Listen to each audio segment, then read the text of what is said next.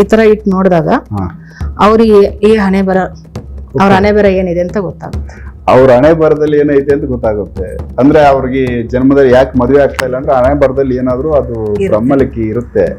ಏನಿರುತ್ತೆ ನಿಮ್ಗೇನ್ ಗೋಚರ ಆಗುತ್ತೆ?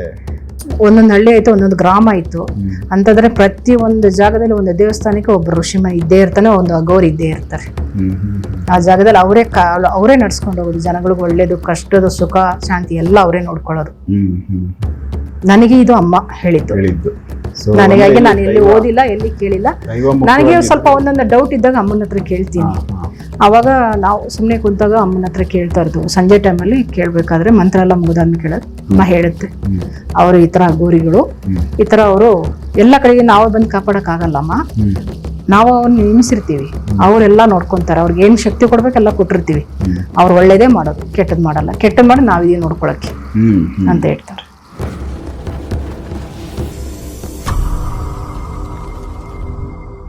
ನಮಸ್ಕಾರ ವೀಕ್ಷಕರೇ. ನಮಸ್ಕಾರ ಮೇಡಮ್. ನಮಸ್ಕಾರ.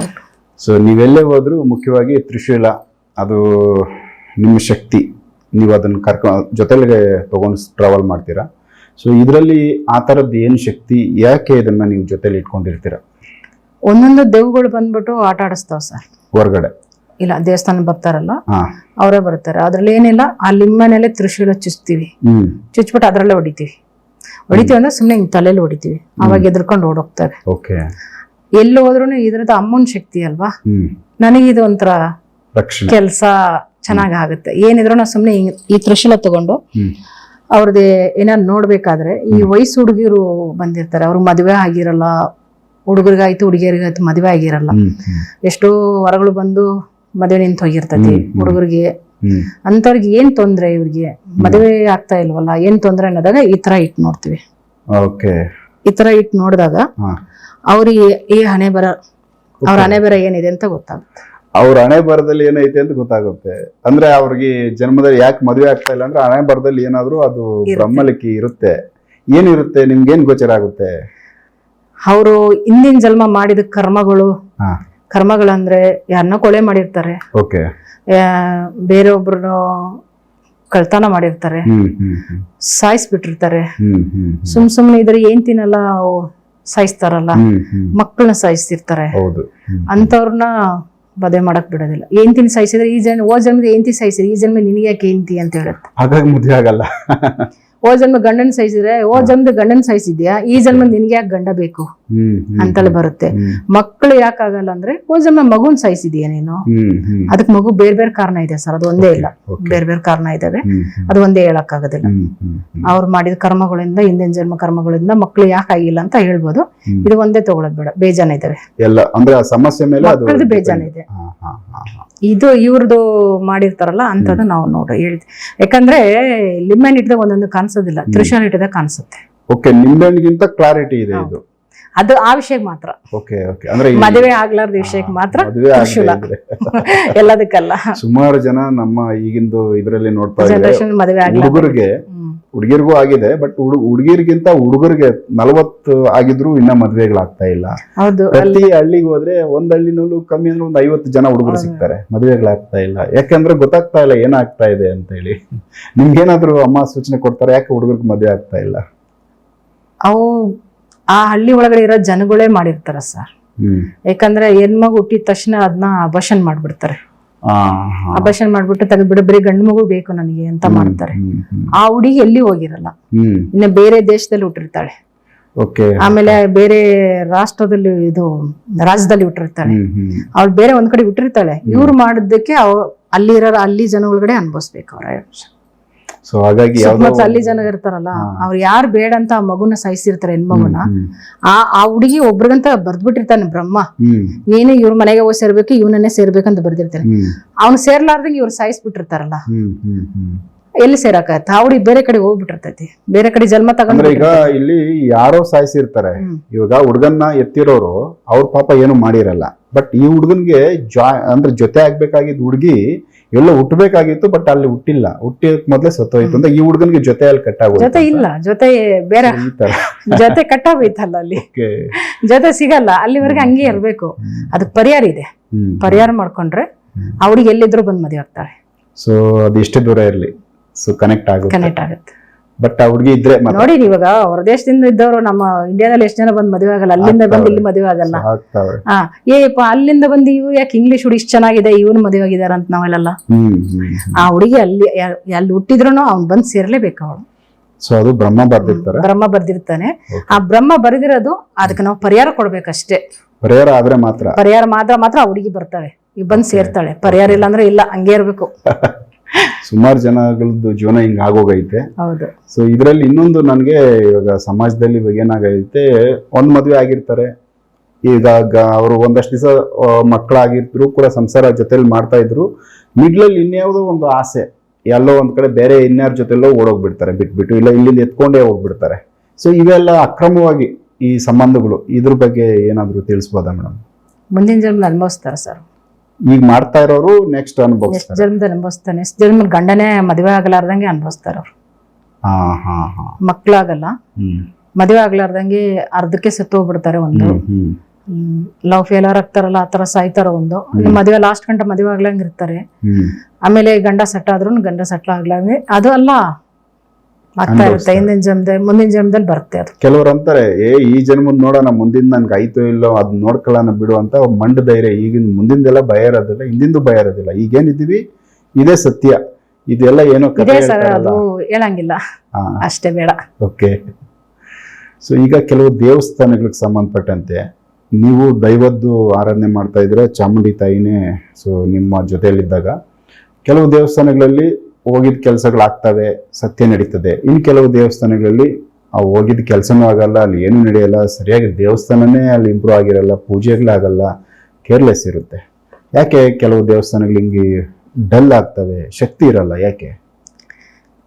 ಮನೆಯಲ್ಲಿ ಒಂದು ಮನೇಲಿ ದೇವಸ್ಥಾನ ಮಾಡಿದಾರೆ ಅಂದ್ರೆ ಆ ಮನೆಯಲ್ಲಿ ಯಾವ ತರ ನಡ್ಕೋಬೇಕನ್ನೋದು ಮೇನ್ ಇರುತ್ತೆ ಸರ್. ಆ ದೇವ್ರಿಗೆ ಯಾವ ತರ ಪೂಜೆ ಮಾಡ್ಬೇಕನ್ನೋದು ಮೇನ್ ಇರುತ್ತೆ.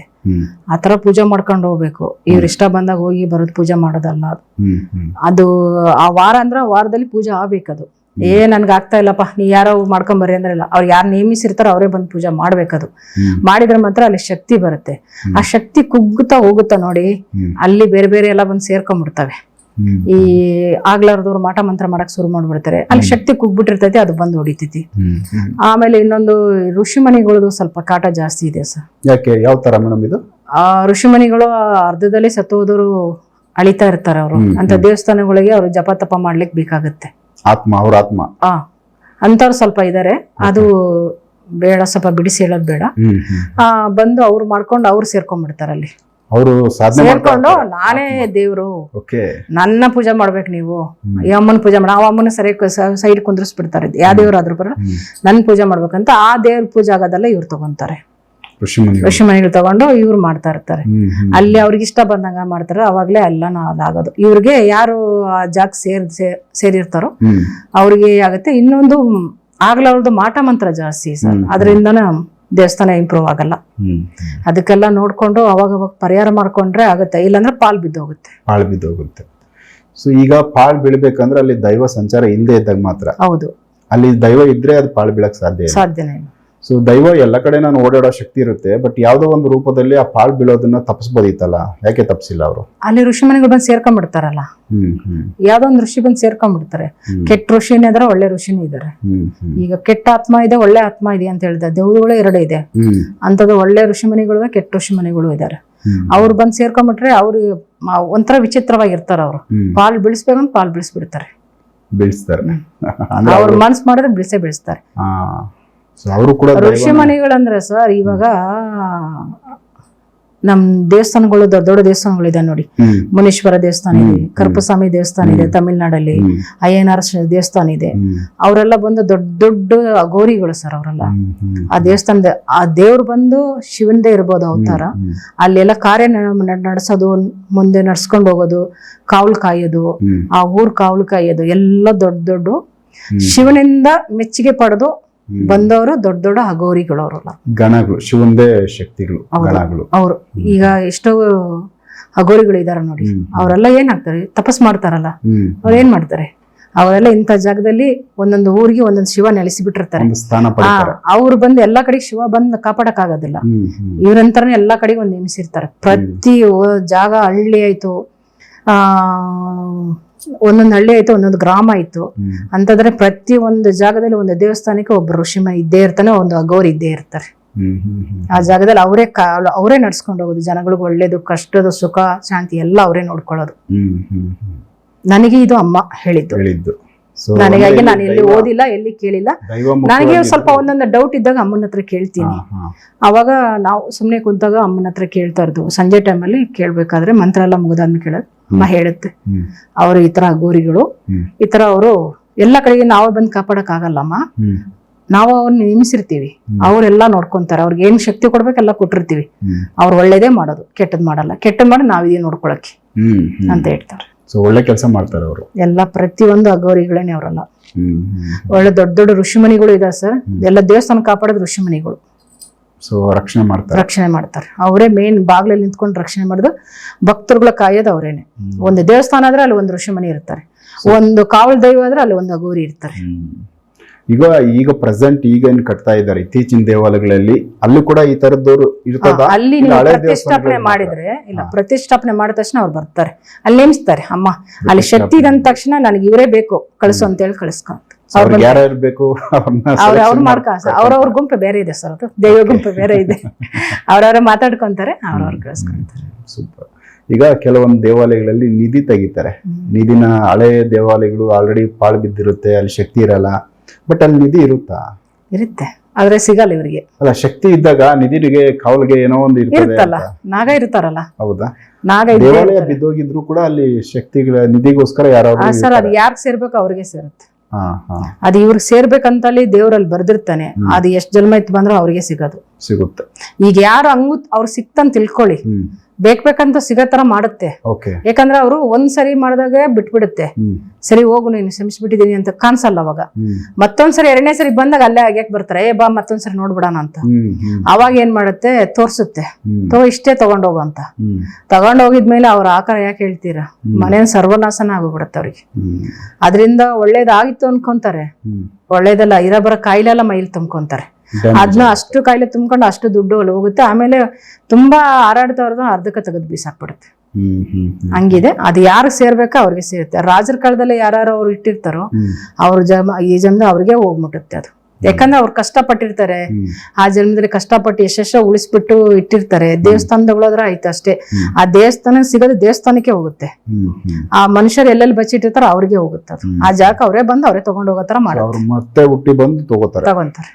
ಈಗ ಸಪೋಸ್ ಯಾರ್ದೋ ಒಬ್ರು ಜಾಗ, ನಮ್ ಜಾಗ ನಮ್ಮ ಹೆಸರಲ್ಲಿ ಪೇಪರ್ಗಳಿರ್ತವೆ, ನಮ್ಗೆ ಅದು ರಿಜಿಸ್ಟರ್ ಆಗಿರುತ್ತೆ, ಸರ್ಕಾರದ ಪ್ರಕಾರ ಅದು ನಮ್ದು ಜಾಗ ಇರುತ್ತೆ. ಬಟ್ ಅದಕ್ಕೆ ನಾವಾಗ್ಬೋದು, ನಮ್ಮ ತಾತವರಾಗ್ಬೋದು, ಯಾರು ಇಟ್ಟಿರಲ್ಲ ಅಲ್ಲಿ. ಬಟ್ ಆ ಜಾಗದಲ್ಲಿ ನಿಧಿ ಇದ್ದಾಗ ಆ ನಿಧಿಗೆ ಸಂಬಂಧಪಟ್ಟಂಗೆ ಆ ಪೇಪರ್ಗಳು ಆ ಜಾಗದ್ದು ಓನರ್ಸ್ ನಾವಿದ್ದಾಗ ಅದು ನಮ್ಗೆ ತಲುಪಬೇಕಂತ ನಾವು ತೋಡ್ತೀವಿ ನಮ್ದೇ ಜಾಗದಲ್ಲಿ. ಸೊ ಅಲ್ಲಿ ಎತ್ಕೊಳ್ಳೋಣ ಅಂತ ಕೈ ಇಟ್ಟಾಗ ಅದು ಯಾಕೆ ಇವ್ರಿಗೆ ಸಿಗಂಗಿದ್ರೆ ಸಿಗ್ಬೇಕು, ಅವ್ರ ಜಾಗದಲ್ಲಿ ಪಾಲೈತೆ ಅವ್ರದ್ದು ಅಂತ. ಇಲ್ಲಾಂದ್ರೆ ಇವ್ರು ಇಟ್ಟಿಲ್ಲ ಅಂದ್ರೆ ಅದು ಯಾರಿಗೋ ಮತ್ತೆ ಕಾಯ್ಕೊಂಡಿರುತ್ತೆ ಅಷ್ಟು ದಿವಸ. ಹೌದು, ಅವ್ರು ಎಷ್ಟು ಜನ್ಮ ಎತ್ಕೊಂಬಂದ್ರೆ ಅವ್ರಿಗೆ ಕಾಯ್ತದೆ ಸರ್ ಅದು. ಅದಕ್ಕೆ ನಾಗ ಇರೋದು, ಬೇರೆ ಯಾರನ್ನಲ್ಲಿ ಬರಕ್ ಬಿಡೋದಿಲ್ಲ. ನೋಡಿ, ಅವ್ರು ಸಿಗುತ್ತಂತಂದ್ರೆ ನಾಗ ದೂರ ಸರಿದ್ ಬಿಡುತ್ತೆ. ಈಗ ಇವ್ರಿಗೆ ಸಿಗಬೇಕು, ಇದು ಇವ್ರ ಪಾಲ್ ಅಂದ ತಕ್ಷಣ ನಾಗ ದೂರ ಸರಿದ್ ಬಿಡುತ್ತೆ. ನಾಗ ದೂರ ಸರಿದು ಇವ್ರ ಎತ್ಕೊಂತಾರೆ. ಅದೇ ಬೇರೆ ಬಂದು ಎತ್ಕೊಳ್ಳಿ, ನಾಗ ಬಿಡೋದಿಲ್ಲ, ಕಾಟ ಕೊಡುತ್ತೆ.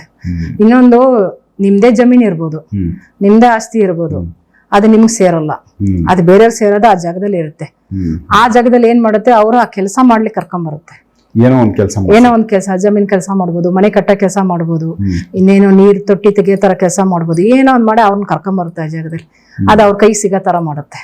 ಈಗ ನಿನ್ ಪಾಲೆ ಎತ್ಕೊಂಡು ಹೋಗ್ತಾ ಇರೋ ನೀನು, ಅವ್ರು ಹೇಳಂಗ್ ಕೇಳಂಗ್ ಎತ್ಕೊಂಡು ಹೋಗ್ತಾರೆ. ಅವ್ರಿಗೆ ಏನಾಗಲ್ಲ, ಅವ್ರು ಚೆನ್ನಾಗಿರ್ತಾರೆ, ಚೆನ್ನಾಗಿ ಇಂಪ್ರೂವ್ ಆಗ್ತಾರೆ, ಮಾಡಿ ಮೇಲೆ ಮಾಡಿ ಕಟ್ಕೊಂಡು ಚೆನ್ನಾಗಿರ್ತಾರೆ. ಅವ್ರಿಗೆ ಏನ್ ತೊಂದ್ರೆ ಇಲ್ಲ. ಅವ್ರಿಗಂತೆ ಅವ್ರು ಇಟ್ಟಿದ್ರೆ ಅವ್ರಿಗಂತ ಇದ್ರೆ ಅವ್ರಿಗೆ ಏನ್ ತೊಂದ್ರೆ ಮಾಡಲ್ಲ. ಅದೇ ಅವ್ರದಲ್ಲ, ನಂದು ನನಗೆ ಸೇರ್ಬೇಕಂತ ತಗೊಂಡ್ರೆ ಅದು ಬೇರೆನೆ ಕತೆ ಆಗುತ್ತೆ. ಆತರ. ಸೂಪರ್. ಸೊ ವೀಕ್ಷಕರೇ, ತುಂಬಾ ವಿಚಾರಗಳೈತೆ. ಯಾಕಂದ್ರೆ ರಾಜೇಶ್ವರಿ ಮೇಡಮ್ ಅವ್ರದ್ದು ಅನುಭವ, ಅವ್ರಿಗೆ ಕೆಲವೊಂದಷ್ಟು ದೈವನೇ ಕೆಲವು ಘಟನೆಗಳನ್ನ ತೋರಿಸ್ತಾ ಇರೋದ್ರಿಂದ ಅವ್ರ ಹತ್ರ ಹೆಚ್ಚಾಗಿ ನಾನು ಮಾತಾಡೋದಕ್ಕೆ ಇನ್ನು ಮುಂದೆ ಬೇರೆ ಬೇರೆ ವಿಚಾರಗಳನ್ನ ಅವ್ರ ಜೊತೆ ಮಾತಾಡ್ತಾ ಹೋಗ್ತೀನಿ. ಸೊ ತುಂಬಾ ಇಂಟ್ರೆಸ್ಟ್ ಇರೋ ವಿಚಾರಗಳಿರ್ತವೆ. ಸೊ ಎಪಿಸೋಡ್ ನೋಡ್ತಾ ಹೋಗಿ. ನಮಸ್ಕಾರ.